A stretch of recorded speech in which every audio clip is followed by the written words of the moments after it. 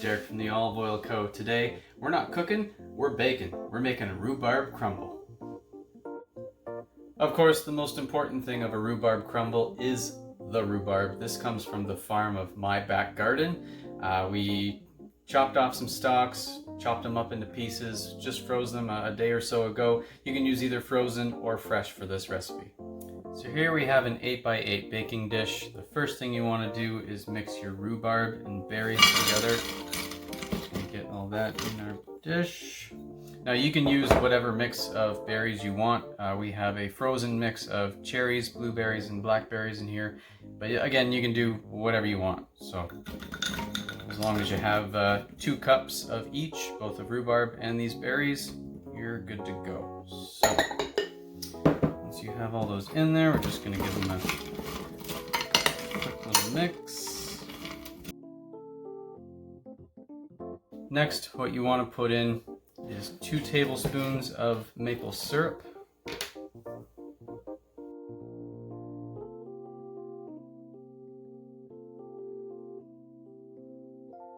Now for this, we're also using 1 tablespoon of our blueberry dark balsamic. Let's get a tablespoon in there. A nice drizzle. It'll just add a nice extra pop of blueberry and some nice richness. And then just give it another nice little stir. Make sure everything gets coated.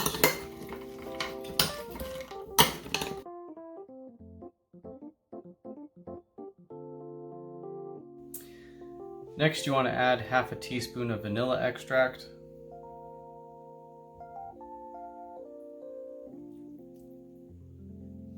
When you get to your dry ingredients, you're going to want a teaspoon of cornstarch or flour.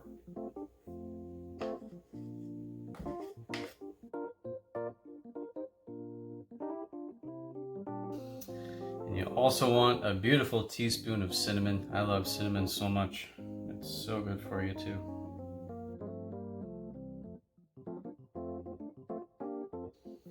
There we go. Looks beautiful. And then you just want to mix it up again. Make sure everything gets nice and coated.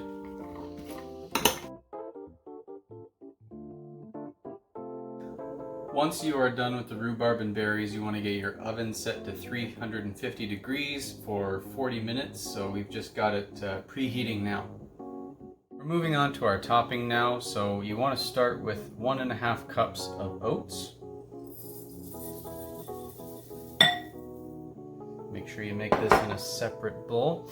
Next, you need half a cup of flour. You can use gluten-free if you want, or white or whole wheat. It's really up to you and your needs. So we've got half a cup of flour in here. We're just gonna throw that in. You will need cinnamon again. You will need 1 teaspoon. We're just gonna get that in there too. You'll need a pinch of salt.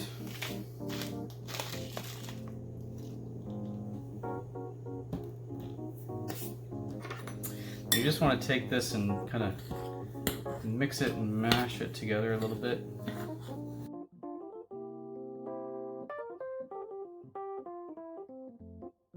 So now that you have your mixture, there's a little more to add to this. So now we need 2 tablespoons of our butter infused olive oil. Again, this is plant-based in order to smell and taste like butter.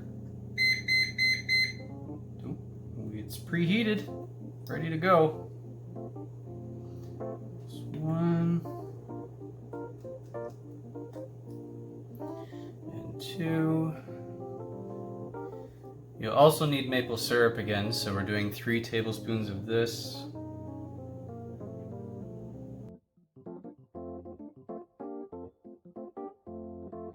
Better to use a natural sweetener, we always say.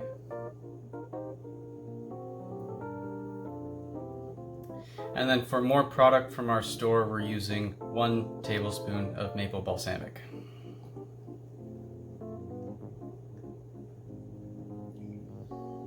Get that in there.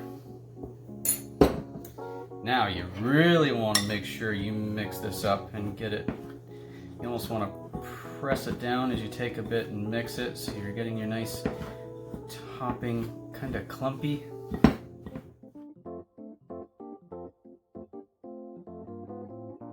Start to look really nice. You're getting the nice darkness from the balsamic on there. Just make sure there's not too much dryness left in this, which we're pretty much there. I think that looks good. All right, we are ready to move on to the next step. Now that we have our beautiful topping to go on our beautiful berries and rhubarb, you just want to take a little bit, just kind of get it over top little by little so you get a nice even layer.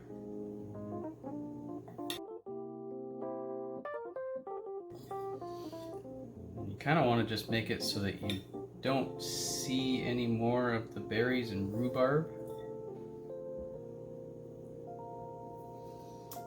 And there you have our crumble. Let's get it in the toaster oven. So let's get this in there. Again, we're baking this for 40 minutes at 350 degrees. Hey guys, so this is done. Let's pull it out. Oh, that nice golden color. Looks gorgeous. Can't wait to dig into this. Gotta let it cool down though. And unfortunately, you're not gonna get to see me taste this because it's just gonna take too long until I get to taste it. But I hope you guys enjoyed this dessert video. We'll see you guys next time.